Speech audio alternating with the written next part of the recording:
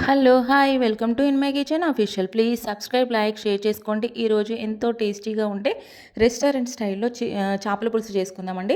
దీనికి pan on చేసుకొని half table spoon మొత్తం హాఫ్ టేబుల్ స్పూనే అండి మెంతులు, జీలకర్ర, గసగసాల, దాల్చిన చెక్క, లవంగాలు, ఇలాచి, 2 ఎండు కొబ్బరి ముక్కలు వేసుకొని దోరగా వేయించి ఇలా మిక్సీలో వేసుకోవాలండి. మిక్సీలో వేసుకొని 2 అలాగే స్టవ్ పైన 2 ఆనియన్స్ తీసేసుకొని బ్లాక్ వచ్చే వరకు కాల్చుకొని అవి కూడా క్లీన్ చేసేసి మిక్సీలో వేసి పేస్ట్ పెట్టేసుకొని పక్కన పెట్టేసుకోవాలి.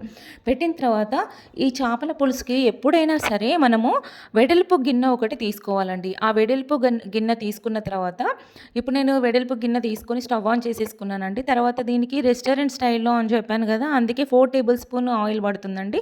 ఈ 4 టేబుల్ స్పూన్ ఆయిల్ వేసుకున్నాక కొంచెం ఒక చిటికెడు ఆవాలు, చిటికెడు పసుపు వేసేసుకున్నాను. ఇది కొంచెం వేడవ్వగానే ఆయిల్ వేడవ్వగానే ఇప్పుడు 3 ఎండుమిర్చి చుంచుకొని వేసానండి. ఎందుకంటే ఇవి కొంచెం రెడ్‌గా ఫ్రై అవ్వాలి. మనం స్పూన్‌తో కలుపుతూ ఉండాలండి. ఎందుకంటే ఈ ఎండుమిర్చి ఫ్లేవర్ అనేది ఆయిల్‌లోకి దిగిపోతుంది. దీనికి ఫ్లేవర్ చాలా బావుంటుంది. తర్వాత వచ్చేసేసి దీంట్లో నేను ఇందాక మనం పట్టి పెట్టుకున్న మిశ్రమం ఉంది గదా! ఆ మిశ్రమాన్ని ఇందులో కొంచెం కొంచెంగా మొత్తం వేసేసుకొని దోరగా రెడ్ కలర్ వచ్చే వరకి గూడా ఇది కంపల్సరీ వేగి తీరాలండి. వేగిన తర్వాత ఇప్పుడు దీంట్లోకి ఒక్క టేబుల్ స్పూన్ అల్లం వెల్లుల్లి పేస్ట్ అండి. అప్పటిదప్పుడే దంచుకొని వేసుకుంది గానీ, మిక్సీలో వేసుకుంది గానీ చాలా బావుంటుంది. అల్లం వెల్లుల్లి పేస్ట్ అయితే ఎప్పటిదప్పుడే చేసి పెట్టేసుకోండి. ఇలాంటి కర్రీస్‌కి చాలా టేస్ట్ ఉంటుంది.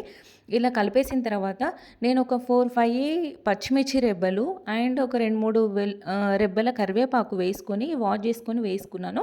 ఇది ఫ్రై అవ్వాల్సిన అవసరం లేదండి. మనకి నార్మల్‌గా ఉన్నా సరిపోతుంది. దీనికి మాత్రం సిమ్‌లో మంట పెట్టేసుకొని నార్మల్‌గా కలిపేసేసుకొని ఒకసారి అలా వదిలిపెట్టేస్తే సరిపోతుంది. ఇప్పుడు దీనికొచ్చేసేసి నేను 1 టేబుల్ స్పూన్ కారం వేసుకోవాలండి. 1 టేబుల్ స్పూన్ సాల్ట్ వేసేసుకోవాలి. ఇది కారం ఎంత ఏసుకుంటున్నామో సాల్ట్ కూడా అంతే వేసుకోవాలండి. ఎందుకంటే చింతపండు పులుసు పోస్తాం కాబట్టి దీనికి 2 ఈక్వల్ మెజర్‌మెంట్‌లో తీసుకోవాలండి కంపల్సరీ. మనము ఒక చేప తీసుకున్నా, 2 చేపలు తీసుకున్నా ఇదే ఫాలో అవ్వాలి. నేనిప్పుడు కారప్పొడి వేశాను. తర్వాత అదే విధంగా నేను సాల్ట్ కూడా వేసేసుకున్నానండి. వేసేసుకొని ఒక్కసారి మళ్ళీ మనం కూడా మంచిగా నీట్‌గా కలిపేసుకోవాలండి కన్ఫర్మ్‌గా. కానీ ఉప్పు మాత్రం కొంచెం ఎక్కువనే పడుతుంది. దీనికి టేబుల్ స్పూన్ అయితే పక్కా పడుతుందండి. ఎందుకంటే నేను పచ్చిమిర్చి వేసుకున్నాను కాబట్టి, ఈ పచ్చిమిర్చి ఫ్లేవర్ అనేది ఇంకొంచెం కారంగా ఉంటది కాబట్టి, ఇది టేబుల్ స్పూన్ కారానికి, టేబుల్ స్పూన్ సాల్ట్‌కి ఈక్వల్‌గా సరిపోతుంది. మనం ఒక చేప తీసుకున్నా, 2 చేపలు తీసుకున్నా గానీ, ఎంత క్వాంటిటీ అయినా గానీ ఇది ఫాలో అయితే సరిపోతది.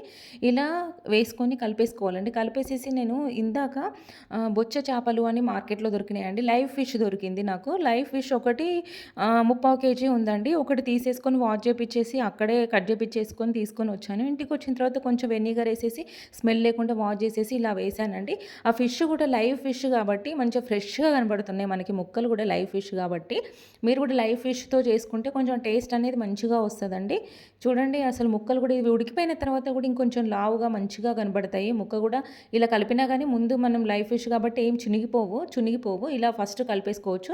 ఇలా కలిపేసుకొని సెట్ చేసి పెట్టేసుకొని తర్వాత దీనికి 100 గ్రామ్స్ అండ్ 150 గ్రామ్స్ మీరు కొంచెం పుల్లగా తినాలనుకుంటే 150 గ్రామ్స్ ఏసుకోండి.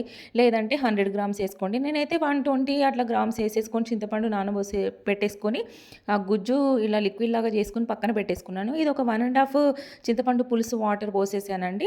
పోసిన తర్వాత మూత పెట్టేసుకొని ఒక 15 మినిట్స్ అలా ఉంచేసేయండి. కంపల్సరీ మూత పెట్టి 15 మినిట్స్ ఉంచేసేయాలి. చూడండి ఇప్పుడు 15 మినిట్స్ అయిపోయింది. నేను మూత తీసాను. చూడండి అసలు ఎంత బాగా ఉడికిపోయిందో. నేను 1 ½ గ్లాస్ వాటర్ పోస్తే అది దగ్గర దగ్గర 1 గ్లాస్ వరకు వచ్చేసినాయండి. ఇప్పుడు వచ్చిన తర్వాత దీన్ని ఆల్రెడీ హాఫ్ బాయిల్ కన్నా ఎక్కువనే ఆల్రెడీ ఉడికిపోయింది ఇది యాక్చువల్లీ ముక్కలు కూడా. ఇప్పుడు నేను అప్పుడు మసాలాలో ధనియాలు యాడ్ చేయలేదు కాబట్టి నేను ఇప్పుడు ధనియా పౌడర్ ఒక టేబుల్ స్పూన్ వేసేసానండి. వేసి ఇప్పుడు మనము ముక్కలు విరిగిపోకుండా గరిటె పెట్టొద్దు. ఇలా పట్టుకారతోని గిన్నె మొత్తం పట్టేసుకొని ఇట్లా రౌండ్‌గా తిప్పేసుకోవాలి గిన్నెని. సరిపోతుంది. ఇప్పుడు నేను ముక్కలు ఉడికినాయా లేదా అని టెస్ట్ చేస్తున్నానండి. మంచిగా ఉడికినాయి. వాటికి కారం కూడా పట్టింది. వీడియోలో కూడా ఒకసారి చూడండి. అసలు మొత్తం ముక్కలు కూడా కనిపిస్తున్నాయి మీకు. చాలా బాగొచ్చింది. తర్వాత పక్క నుండి సైడ్ నుండి కొంచెము ఆయిల్ కూడా బయటకొచ్చింది. ఆల్మోస్ట్ ఇది ఉడికిపోయిందండి. కాకపోతే ఏంటంటే ఒక్కసారి నేను గ్రేవీ అనేది చెక్ చేసుకుంటున్నానండి. ఎందుకు అనంటే మనకు గ్రేవీ కొంచెం పల్చగా ఉంటే కూడా టేస్ట్ ఉండదు. మంచిగా రాదు. కొంచెం థిక్‌నెస్ ఉంటేనే బావుంటుంది. నాకెందుకో కొంచెం పల్చగా ఉంది అని అనిపించిందండి గ్రేవీ. అందుకే నేను ఇంకొక 5 మినిట్స్ హై ఫ్లేమ్‌లో పెట్టేసేసి స్టవ్ దగ్గరే ఉండేసి ఇలా హై ఫ్లేమ్‌లో పెట్టేసుకున్నాను. ముక్క మాత్రం చాలా బాగా కారం, ఉప్పు అన్నీ పట్టినాయండి. ఇలా వచ్చేసింది. వచ్చిన తర్వాత ఇప్పుడు ఒక 5 మినిట్స్ అలా ఉంచేసుకున్నాను. ఉంచేసేసి ఇప్పుడు చూసుకున్నాను. మళ్ళొకసారి చూసుకున్నానండి. ఇది కొంచెం ఆల్రెడీ 5 మినిట్స్ ఆ వాటర్ అనేది కొంచెం ఇరుక్కుపోయి ఇంకా కొంచెం చిక్కదనం అనేది వచ్చిందండి. ఇది సరిపోతుంది. మనం ఈ చిక్కదనం చాలు అనుకుంటే ముందే స్టవ్ ఆఫ్ చేసేసుకోవాలి. అది చల్లారిపోయినాక కొంచెం గ్రేవీ ఇంకొంచెం దగ్గరికొస్తదనమాట. మీకు మరీ చిక్కగా ఉండాలనుకుంటే పలచగా ఉండాలనుకుంటే తొందరనే దించేసేసుకోండి. అంతే సరిపోతుంది. నాకు ఇది క్వాంటిటీ సరిపోయిందండి. ఇప్పుడు నేను ఒక హాఫ్ కొత్తిమీర కట్ చేసేసుకొని గుప్పెడంత కొత్తిమీరని కడిగి వాష్ చేసుకొని ఇట్లా మీద చల్లేసుకున్నాను డెకరేషన్ కోసమని. టేస్ట్ కోసం కూడా బావుంటుందని. ఇప్పుడు నేను పటకర్రతో రౌండ్‌గా కలిపాను కొత్తిమీర కలిసే వరకి. అంతే ఇది చాలా చాలా టేస్టీగా ఉంటుంది. రెస్టారెంట్ స్టైల్‌లో ఉంటుంది. మీరు కూడా ఒకసారి ఇలా ట్రై చేయండి. చూడండి ఇప్పుడు దింపేసానండి. ఇప్పుడు దింపేసాను. ఆ కలరు, కర్రీ గూడా చూడండి మీకు వీడియోలో చూసే విధంగా ఆల్రెడీ తెలిసిపోతుంది ఎంత బాగొస్తుందో. మీకు ఇప్పుడు సర్వ్ చేసుకోవడానికి మీకు చూపించడానికి ఇంకో బౌల్‌లో పోసి చూపిస్తున్నానండి. చూడండి అసలు ఎంత బావుందో. మనం అదే రెస్టారెంట్‌లోకి వెళ్ళేసి కూర్చొని ఆడ చూసేసి ఒక బుక్క తినేసి అబ్బా! ఎంత బావుందని ఒక ముద్ద ఎక్కువ తింటాం గదా! అబ్బా! ఇంట్లో చేసుకుంటే మనం 2, 3 సార్లే తింటాం. పిల్లలందరూ గూడా కూర్చొని తినొచ్చు. అందుకే పక్కా ఇలా ట్రై చేసేసుకొని నేను చెప్పిన విధంగా ట్రై చేయండి. చాలా బావుంటుంది. అందరూ కలిసి తినండి. చాలా చాలా బావుంటుంది. Happy Sunday. ఫుల్ వీడియో చూడండి ప్లీజ్. కానీ సబ్స్క్రైబ్ చేసుకోండి. నా న్యూ ఛానల్ కాబట్టి కొంచెం మీరు సబ్స్క్రైబ్ చేసేసి వేరే వాళ్ళకి కూడా షేర్ చేయండి. నా వీడియోస్ మొత్తం ఒకసారి ఫుల్గా చూడండి. వ్యూస్ వస్తాయి. వ్యూస్ కూడా చాలా తగ్గిపోయాయి అండి. అందుకని కొంచెం రిక్వెస్ట్, కొంచెం చూడండి. నా వీడియోస్ మొత్తం చూడండి. Thank you.